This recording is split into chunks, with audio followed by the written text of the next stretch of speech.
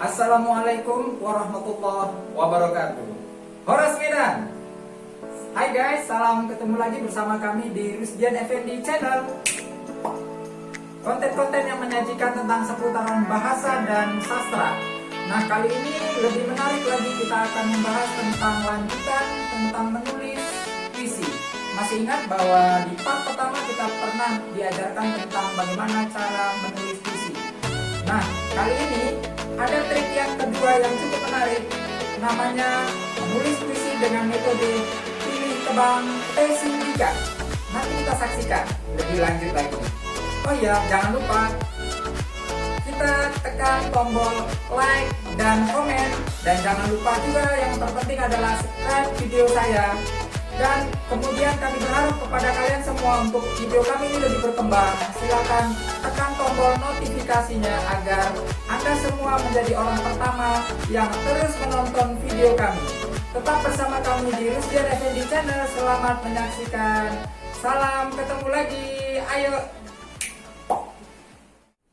Hai guys, kita lanjut ke materi ini. Kita akan belajar tentang bagaimana menulis puisi di part kedua ini. Kita ketahui bahwa di part pertama tempo hari bahwa menulis puisinya adalah dengan cara menggunakan anak panah, tanda panah. Nah, kali ini kita membuatnya dengan menggunakan metode yang berbeda dari yang pertama, yakni metode T3. Metode T3 itu disebut juga dengan metode tebang pilih. Kenapa kami bilang tebang pilih? Karena nanti kami akan menseleksi kata-kata, diksi, sinonim, dan beberapa kata, dan kami akan tebang pilih. Istilah tebang pilih itu akan dipilih, dan kata tebang itu adalah kata yang lebih tepat untuk tidak memakai kata yang tidak cocok. Nah, jadi itu hanya istilah kami sebagai kata tebang pilih. T3 adalah singkatan dari tema. Jadi T-nya itu adalah tema, Su-nya adalah suasana, D itu adalah diksi, dan Ga itu adalah gaya bahasa. Baik guys, kita mulai lagi. Trik pertama, yakni kita pertama menentukan tema dulu. Apa tema yang akan kita ungkapkan dalam contoh puisi ini? Misalnya temanya kita tentukan, temanya cinta. Maka dari tema tersebut kita akan cari yang kedua. Sesudah tema baru kita tentukan suasana. Perlu kita ketahui bahwa dalam tema cinta ini suasana yang bisa timbul adalah kalau suasana suka, cita, atau suasana gembira. Sedangkan yang kedua suasana sedih. Nah, di suasana ini kedua ini kita akan tentukan yang mana dulu. Berarti kalau kita menggunakan tema cinta, suasananya yang mana? Gitu. Kalau suasananya sedang putus atau sedih, kita tema suasananya sedih. Kalau dia cinta bertema perkenalan dan diterima cintanya, maka tema dia sukacita atau gembira. Nah, kali ini kita ambil aja contoh dengan tema yang sedih. Kemudian sesudah langkah pertama dan kedua, kita ikuti langkah ketiga. Langkah ketiga kita membuat padanan kata. Padanan kata. Nah, di padanan kata ini kita yang disebut dengan diksi. Pilihan kata yang akan kita tentukan di sini. Nah, guys, selanjutnya kita akan menentukan di bagian diksi ini. Ada dua hal nanti yang akan kita ceritakan. Yang pertama, kita akan mencari bentuk sinonim, persamaan kata. Dan yang kedua, kita akan mencari bentuk paduan kata. Bentuk paduan kata. Nah, dari sinilah nanti kita akan membentuk kata-kata yang ada yang membangun dalam puisi tersebut. Nah, sekarang kita masuk ke langkah berikutnya. Kita akan menentukan dulu suasana dan tema ini yang nyambung terhadap kata-kata yang akan kita bentuk dalam puisi nanti. Untuk itu kita fokuskan ke bentuk kata yang akan kita bentuk dalam puisi. Jadi kata sinonim atau persamaan kata akan kita cari agar lebih mempermudah kita pada saat kita menulis puisi. Apa ya sinonim-sinonim kata yang bertema sedih? Misalnya kata sedih. Karenanya temanya sedih, kita cari dulu sinonim dari kata sedih. Kata sedih sinonimnya getir. Kemudian ada lagi gundah. Ada lagi kata duka. Ada lagi kata lara. Ada kata tersentuh. Ada kata susah hati. Kemudian sinonim sedih lagi kata terharu. Sinonim lagi dari kata sedih pilu. Sinonim dari kata sedih pedih. Nah, kita cari lagi sinonim berikutnya dari kata selain kata sedih. Misalnya kata cinta, karena tema tadi cinta. Apa ya sinonim kata cinta? Misalnya asmara. Kemudian kata hasrat. Kemudian kata tresna. Kata cinta lagi bersinonim dengan kata nafsu. Kemudian bersinonim dengan renjana. Kemudian bersinonim dengan kekaguman, dan bersinonim lagi kepada kehangatan. Oke. Baik, langkah berikutnya di bagian bentukan paduan kata, kita akan mencoba menentukan bentuk paduan kata apa yang cocok pada puisi cinta dan bersuasana sedih. Bentuk paduan katanya misalnya ada 3. Saya kasih contoh. Misalnya kata bijak. Kemudian kata kata batu misalnya. Kemudian kata misalnya kata patah. Nah, kita mencoba mencari bentuk paduan katanya. Pada kata bijak, misalnya ada kata bijak cinta.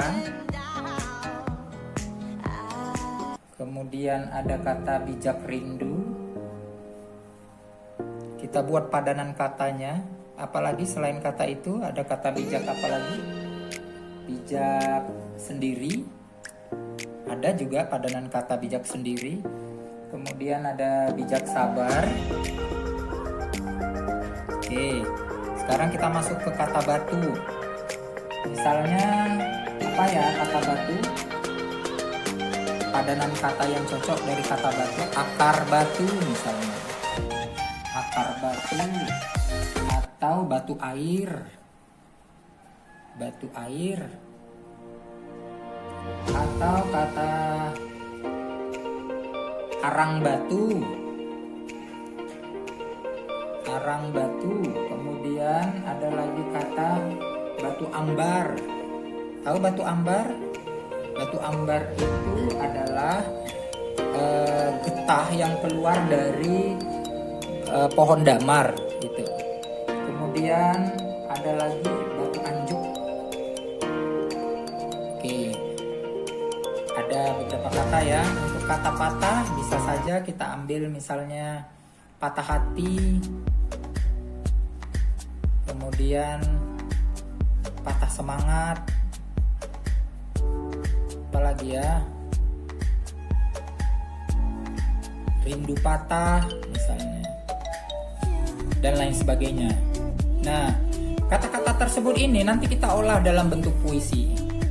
Baik, kita ikuti langkah berikutnya adalah tentang bagaimana kita menentukan poin keempat, yakni gaya bahasa. Apa itu gaya bahasa? Nah, Nah, sebenarnya gaya bahasa itu adalah bagaimana cara kita mengungkapkan kemampuan berbahasa, ide, kreasi kita ke dalam puisi dengan suasana puisi itu suasananya lebih indah kembali, atau lebih tepatnya disebut dengan majas.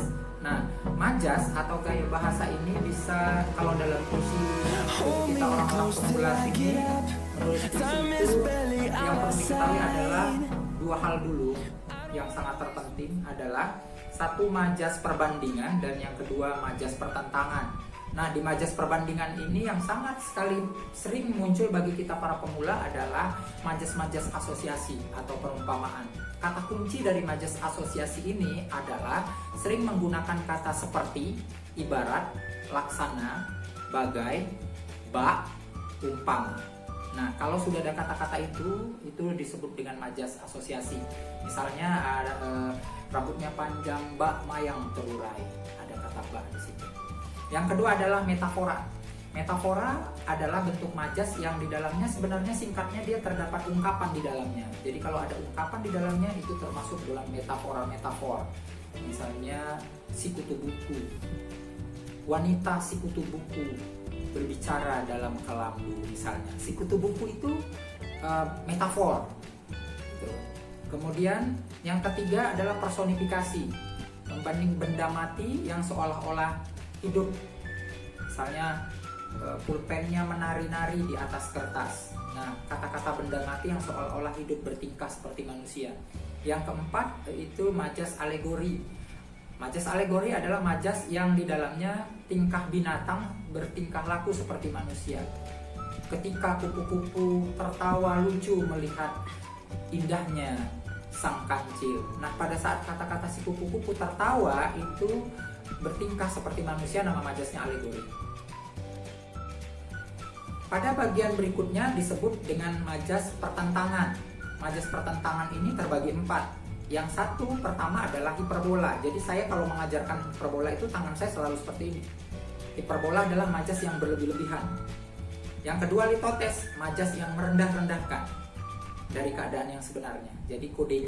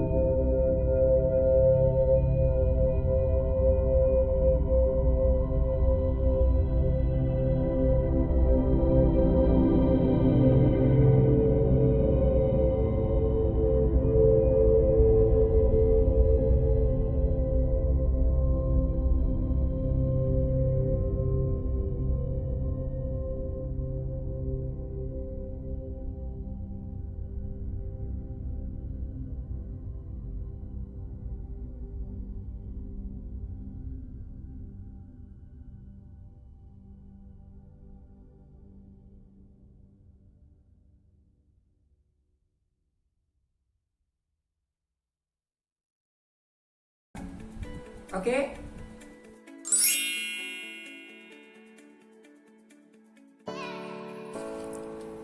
Baik, selanjutnya kita masuk ke metode yang terpenting di sini adalah tebang pilih.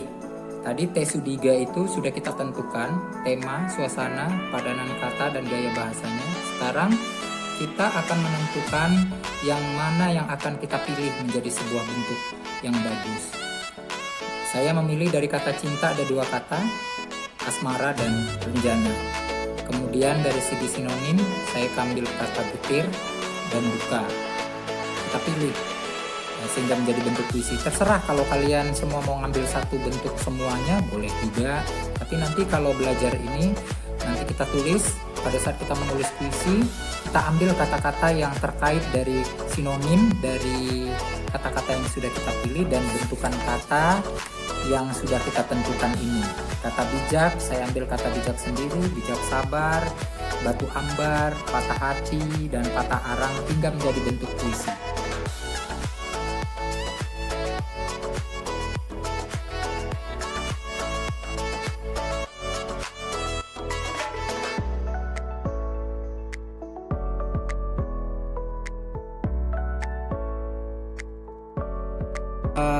Perhatikan baik-baik dari kata-kata yang sudah kita susun menjadi puisi.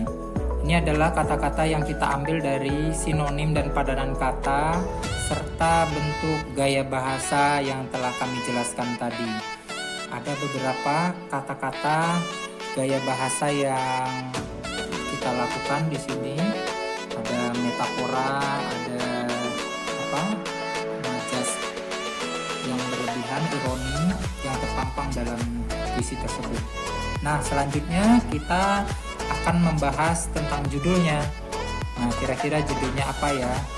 Kala getir meluap duka, bijak sabar alamat rindu, rencana aku berpaling, namun aku tak mampu.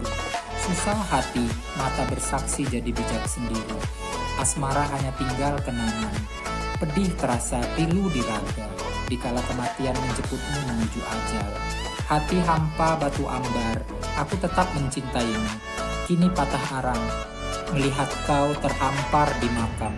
Hanya doa kepadamu ya Robbi, aku meminta, semoga engkau tenang di alam sana. Nah, kira-kira puisi ini judulnya apa ya? Baik, kita lihat judulnya karena di sini ada rasa kecewa dan patah semangat kita. Maka saya menuliskan kata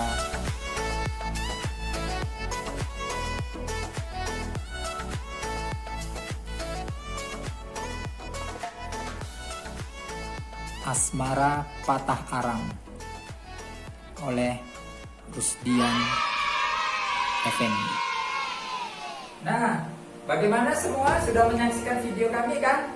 Nah, sudah ada satu manfaat kita kembali bahwa ada satu metode yang baru yang telah kita saksikan tadi. Nah, semoga kita semua bisa men-share-nya dan menjadikan sebuah ilmu yang baru buat kita semua. Dan sebenarnya ini semua adalah sebuah pengalaman. Mari kita lanjutkan dalam penulisan puisi ini supaya lebih semangat lagi. Bagi kita konten-konten pemula ini, terus saja lakukan yang terbaik karena sesuatu yang terbaik adalah berkualitas jadinya. Oke, dari kami Rusdian Effendi Channel menyaksikan dan salam kembali yang baik untuk kalian. Jangan lupa sekali lagi tekan tombol like dan beri komentar di bawahnya. Dan kemudian subscribe video kami dan silakan hidupkan tombol notifikasi agar kamu menjadi orang pertama dalam menyaksikan video setiap tayangan yang kami tontonkan yang terbaru. Selamat menyaksikan kembali di kemudian di konten-konten berikutnya. Terima kasih. Assalamualaikum.